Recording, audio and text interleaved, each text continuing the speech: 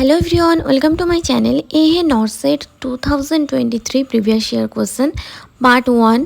और सारा ही प्रीवियस ईयर क्वेश्चन सारा वीडियो मेरी यूट्यूब चैनल की प्ले लिस्ट में आपको मिल जाएगा, तो कोई दिक्कत नहीं होगा वीडियो मिलने में।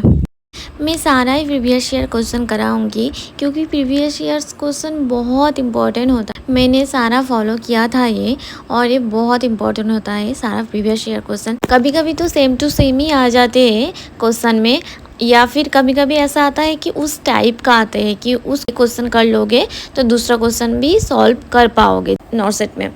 तो नॉर्सेट या फिर बाकी सारा जो एग्ज़ाम है सभी में प्रीवियस ईयर क्वेश्चन जो है बहुत इंपॉर्टेंट होता है, क्योंकि वही तो मैंने बोला कि कभी कभी रिपीट ही हो जाता है पूरा। इमेज बेस्ड क्वेश्चन या फिर ऐसा नॉर्मल क्वेश्चन भी रिपीट कर देते हैं कभी कभी। तो आज का फर्स्ट क्वेश्चन है, when serum bilirubin level rises on third and fourth day after birth of the baby due to inefficient hepatic function, it is known as।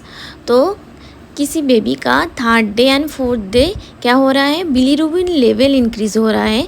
किसके कारण? इनएफिशिएंट हेपाटिक फंक्शन, लीवर सही से फंक्शन नहीं कर रहा है, इसलिए उसका बिलीरुबिन हाई हो गया है थर्ड एंड फोर्थ डे पे। बेबी के जन्म के थर्ड एंड फोर्थ डे में उसका बिलीरुबिन लेवल हाई हो गया है, लीवर सही से काम नहीं कर रहा है इसलिए। तो इसको क्या बोलेंगे? Pathological jaundice, obstructed jaundice, physiological jaundice या फिर वायरल हेपेटाइटिस। तो क्या होगा सही आंसर? तो सही आंसर होगा फिजियोलॉजिकल जॉन्डिस, क्योंकि बेबी का जो जॉन्डिस है वो third day and fourth day पे हुआ है, क्योंकि लीवर अभी बेबी का इतना मैच्योर नहीं हुआ है, तो इसलिए बेबी का बिलीरुबिन लेवल क्या है, इंक्रीज हो गया है। और पैथोलॉजिकल जॉन्डिस हम किसको बोलेंगे? पैथोलॉजिकल जॉन्डिस बेबी का होगा अगर बेबी जन्म लेने के 24 आवर्स के अंदर, और अगर बेबी के अंदर जॉन्डिस हो जाएगा तो उसको हम बोलेंगे पैथोलॉजिकल जॉन्डिस। और उसका कारण क्या होता है? लिवर डैमेज हो जाता है उस। तो फिजियोलॉजिकल जॉन्डिस 2 to 4 डे में अराइज होता है, और विद इन 2 वीक्स ये अपने आप रिजॉल्व भी हो जाता है। The next question, which of the following drug is prescribed to an antenatal mother for fetal lung maturation? तो नीचे ऑप्शन में से कौन सी ड्रग है जो मदर को देते हैं फीटस का लंग मैच्योर करने के लिए? Bromocriptine, metoprolol, betamethasone, metoclopramide. तो सही आंसर कौन सा होगा? सही आंसर होगा बीटामेथासोन। बीटामेथासोन देते हैं, मदर को देते हैं फीटस का लंग मैच्योरेशन के लिए। Then next question, which of the following medication is administered sublingually for managing angina pectoris? तो एंजाइना के लिए कौन सा मेडिकेशन देते हैं सबलिंगुअली? आई थिंक ये क्वेश्चन सबको पता है आंसर क्या होगा, तो हाँ आप लोग सही हो बिल्कुल, ये आंसर होगा नाइट्रोग्लिसरीन। तो नेक्स्ट क्वेश्चन है, the reference point for the measurement of JBP is the. तो जेबीपी मेजर करने का पॉइंट कौन सा होता है? सुप्रास्टार्नल नॉच, स्टार्नल एंगल, जिफी स्टार्नम, निपल। तो कौन सा एंगल में जेबीपी मेजर करते हैं? तो सही आंसर है स्टार्नल एंगल। स्टार्नल एंगल में जेबीपी मेजर करते हैं। नेक्स्ट क्वेश्चन है, if a nurse evaluates the ECG and sees a saw toothed P wave, what will be the diagnosis then?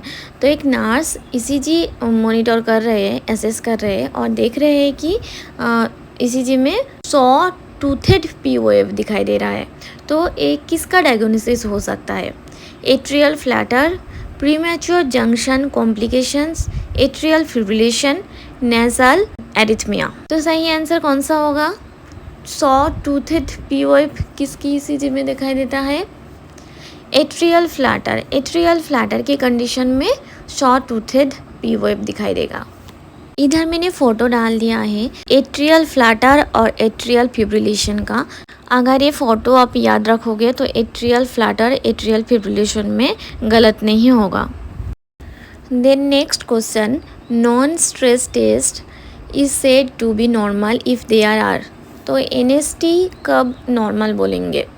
First option, 2 or more fetal heart rate accelerations during a 20-minute period, 2 or more FHR accelerations in 40 minutes period, no deceleration during a 40 minutes observation, no acceleration during a 40 minutes observation. तो NST normal कब बोलेंगे? तो सही answer होगा option A. Feet minimum 2 और उससे भी ज़्यादा जब फीटल हार्ट रेट का एसिलेरेशन होगा ओवर 20 मिनट्स पीरियड में, तो उसको हम बोलेंगे NST normal. NST related question mains में आया था, तो NST से भी क्वेश्चन आ सकते हैं। ऐसा होता है कि जो क्वेश्चन पिछले ईयर में आया है वो क्वेश्चन इस ईयर भी आ सकता है, तो NST अच्छे से पढ़ लेना। तो NST ECG ये बहुत इम्पोर्टेंट टॉपिक है, तो ये टॉपिक अब छोड़ना मत, अच्छे से कवर करके ही जाना। Then next question, apical pulse can be assessed at. Apical pulse कहाँ मेजर करते हैं?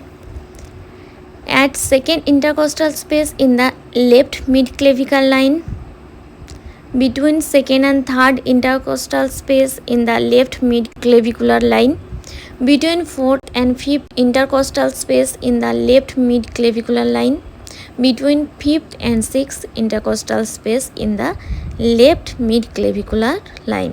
तो एपिकल पल्स हम कहाँ मेजर करते हैं? सही आंसर है option C, between fourth and fifth intercostal space in the left mid clavicular line। The next question, which solution should be used to mop up the spilled blood on the floor of operation theatre? तो कौन सा solution use करते हैं अगर कोई blood नीचे floor में गिर जाता है? तो साइडेक्स, सोडियम हाइपोक्लोराइड, सेवलॉन, फॉर्मालिन। तो कौन सा यूज़ करते हैं? मुझे पता है सब लोग ऑप्शन ए और ऑप्शन बी में कंफ्यूज होंगे, तो सही आंसर है option B, sodium hypochloride. Blood spill को मॉप अप करने के लिए 1% सोडियम हाइपोक्लोराइड यूज़ होता है।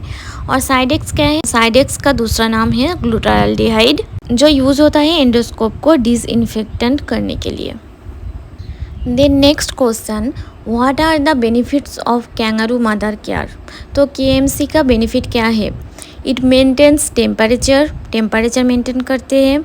It is helpful in breastfeeding करने के लिए हेल्पफुल होता है। It increases the affinity between mother and baby, तो मदर और बेबी के बीच बॉन्ड क्रिएट के लिए हेल्प करते हैं। ऑल ऑफ द अबव, तो सही आंसर क्या होगा? All of the above. KMC ये सारा काम करता है। और एक इम्पॉर्टेंट इन्फॉर्मेशन, KMC सिर्फ मम्मी नहीं दे सकती हैं, KMC पापा भी दे सकते हैं या फिर फैमिली का कोई मेम्बर दे सकते हैं।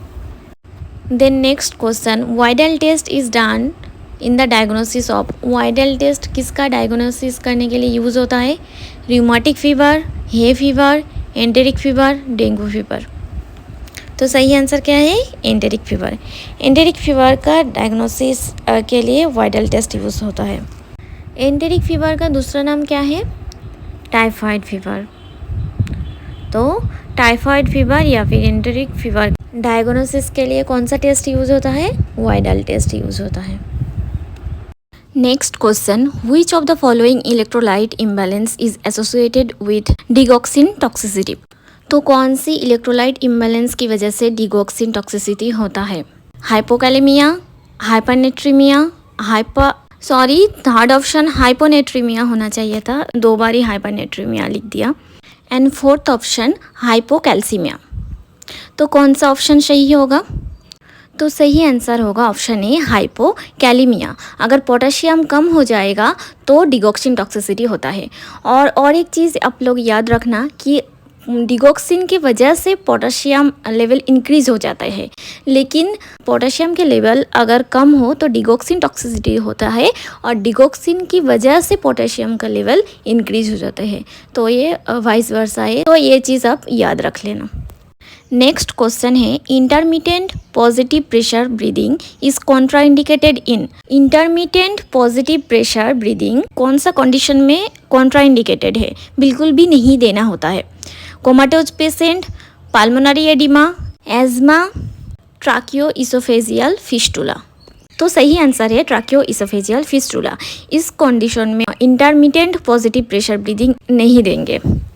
Next question, what is the ideal position during a lumbar puncture. Lumbar puncture के लिए आइडियल पोजीशन कौन सा होता है?